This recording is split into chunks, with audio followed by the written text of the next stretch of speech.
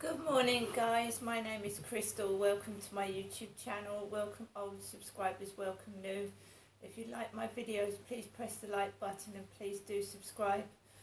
Alexa, what's the time, please? It's 8:21 a.m. Alexa, what's the date today? Today is Tuesday the 17th of January. Alexa, what's the weather like? Currently, in Rochester it's -4 degrees Celsius with mostly cloudy skies. Today, you can expect intermittent clouds, with a high of 2 degrees and a low of -4 degrees. Alexa, can you tell me a joke?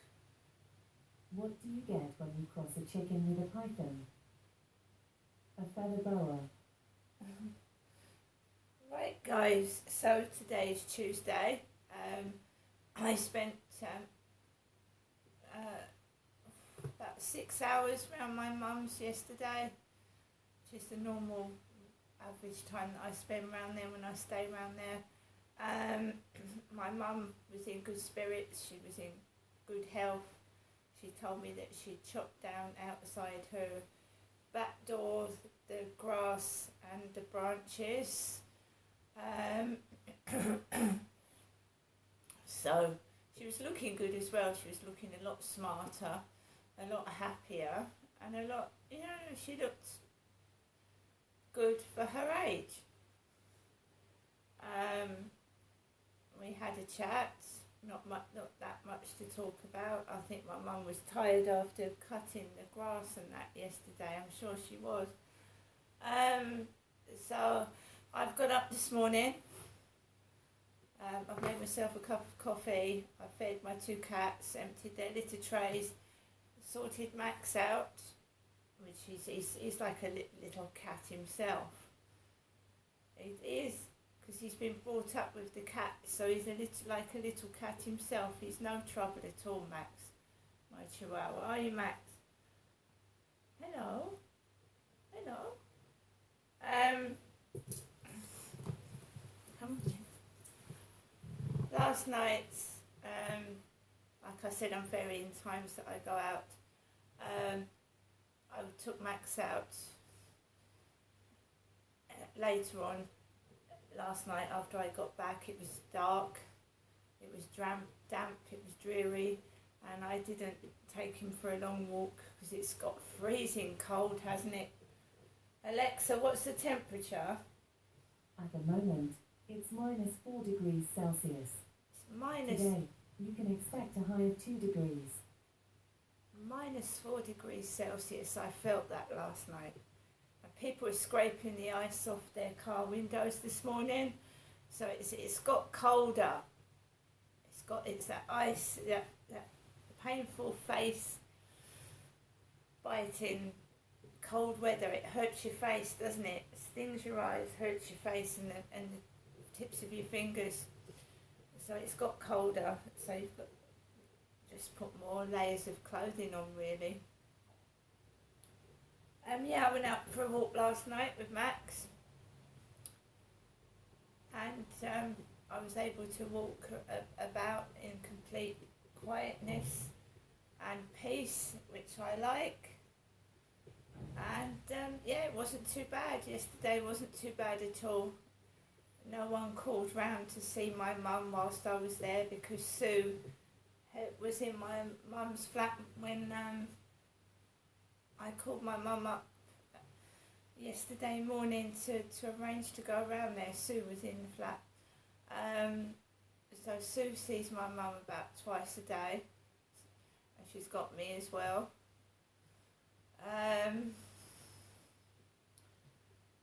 She's seen Charlotte. So Charlotte and Stuart take my mum out in the car, so my mum had seen Charlotte this week.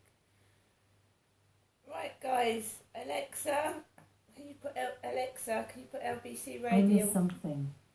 Can you say it again? Alexa, can you put LBC radio on? LBC London from Global Player.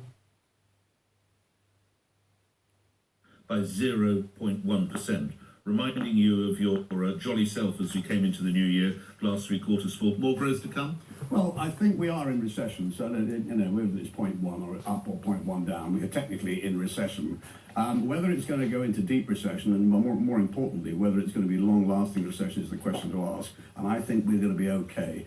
We're seeing now energy prices coming down. We're seeing petrol prices coming down. We're seeing gas prices coming down. We're going to see the amelioration of inflation in the next few months. If we can just get then the other issues we've just talked about sorted out, then we may find that the trough is a bit of a shallow trough. Hopefully into quarter three calendar year, i.e. in the autumn of this year, we might see some growth coming through. That will be a win. You referenced, I think, the chaotic or calamitous times of the last couple of years. Are we over the hurdles or the mines or the bombs left by Kwarteng and Truss in your view? Well, I hope so. Listen, at the end of the day, you have to go back. This has been a long journey, and this started in 2015. We had a year before we had the Brexit vote in 2016. So 2015, it's now in 2023. It's 8 years, Nick. 8 years in a world which is moving incredibly fast. And unfortunately, you can't stand still in a world like ours. Everybody else is moving. We can't afford not to move. You were a very prominent supporter of the Remain campaign. There were figures published just before Christmas, which you probably saw. The Brexit has cost the government £40 billion a year in lost tax revenue. What, as a very leading businessman, what has the impact of Brexit been on business generally in the UK? It's been catastrophic. Now, the issue is, of course, that it's been clouded by the other events. It's been clouded by the war in the Ukraine. It's been clouded by the global slowdown. It's been clouded by the COVID. So nobody will really know. And this is going to be fuel for economists to argue about for the next 40, 50 years about what impact it had. We'll never know, but trust me, so I can smell it. And the answer is that we have suffered and that we are the only economy, I think, in the G7 and possibly in the G20 who is actually not yet recovered to pre-COVID levels. That tells you something. How long will this continue? Will there ever be a light at the end of the Brexit tunnel? Well, listen, I'm very interested to see what happens because, of course, it's all about posturing, it's all about politics, and it's all about how people behave. I mean, at the end of the day, we will not go back into the EU. There has been talk about whether we should get back into the single market. I noticed this week the Labour Party said we won't go into the single market, but we would like to have a closer trading arrangement with Europe. Well, I don't care what we call it. You can call it the Mickey Mouse Agreement as far as I'm concerned. What we need to do is we need to have stronger trading relationship and sort out some of the nonsenses like we've got in the Northern Ireland Protocol so that our two biggest trading partners, i.e. the EU bloc and the UK, can trade better together. And at the moment, it's not flowing smoothly. Surely Mr. Sunak would appear to be the sort of bloke who could roll his sleeves up and look at something like that. That must give you a degree of confidence in Boris Johnson or Liz Truss. The sort of mood music coming out that I hear, and I have no better information than you do, you've probably got even better information than I've got. It appears to be that there seems to be a willingness on all sides now to come to some sort of compromise, and it's all about compromise. The reason I'm drawn to supermarket folk is you remind me so much of my days in print when the Mirror was taking on the Sun and vice versa. You roll your sleeves up, knock lumps out of each other all day long. And some supermarkets, I don't think I've seen Asda's figures yet, have had quite successful Christmas periods and good luck to them. Tesco particularly, and Sainsbury's pre-tax profits approaching the top end of its previous forecast. One very senior politician, the leader of the Lib Dems, Ed Davies, says it's, quotes, outrageous supermarkets have bumper profits while, and I quote, families struggle to put food on the table or fill up their tanks. I appreciate you chair, you're not the CEO, but are you chairing an outrageous company? No, it's ridiculous. I mean, listen, governments of all complexions owe retailers a great debt of gratitude. For 40 or 50 years, we have shown how efficient we are. When there's a problem, we solve it. When there's an issue with our consumers and when we've had difficulties we've had now, what do? We lean in. All retailers, including Asda, have worked very hard this year to give our customers better prices. I'm not here to talk about profitability of Asda or anybody else at the moment, but you'll see out of this year, most retailers will have a lower profit this year than they had the previous year. They've done things like putting in better value goods, essential items, locking product prices down for a year, making sure we put reward schemes in, and those are all things we've done at Asda. But Tesco's worked at it, Sainsbury's has worked at it, and what consumers do is they recognise people who work with them to help them sort their problems out. It's nonsense to suggest there's profiteering.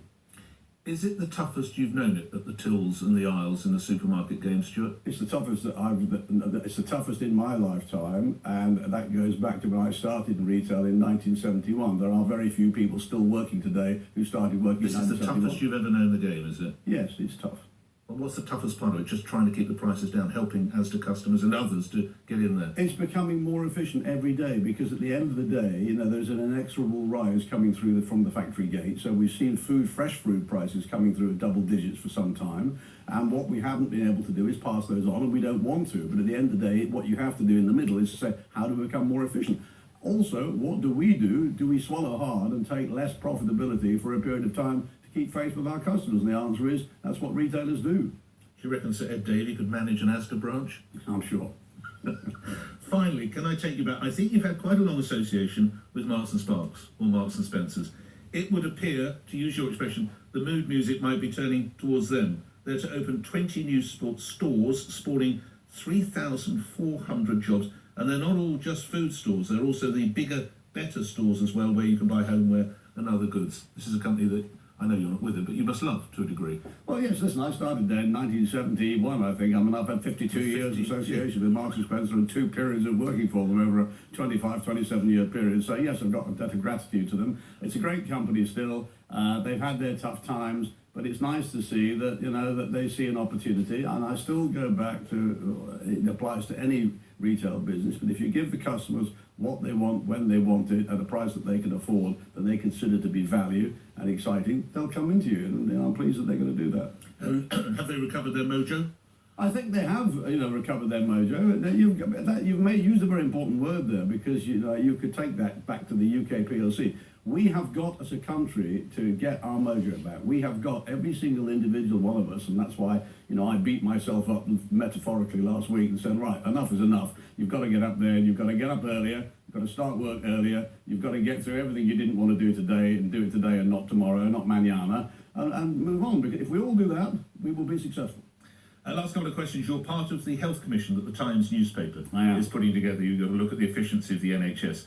Do you think how would the NHS benefit if it took people with the business acumen of people like yourself and others who run a broad range of companies on board? Do you think in that way the health service would work better? And how could be saved? Currently, we even have senior politicians saying it's not fit for purpose. Well, there's no doubt about it that every organisation should be open to taking in new ideas, and you know there is no doubt about it also that the National Health Service has been quite inward-looking. It has been quite resistant to change. It has got many, and it's a sort of multi-headed hydra. Nobody's really in charge of any particular part of it, and it's very difficult to instigate change. But it's a great organisation. It consumes a great part of the GDP of this country. It is something that the consumers want and need, but it is not fit for purpose today. We need to modify it. We need to end up with a better place, and that is something that also, you know, the politicians need to lean on. And I've got a very naive view, and I suggested it some years back. You know, why can't we have the major parties sitting down together and working out a common solution for a common problem?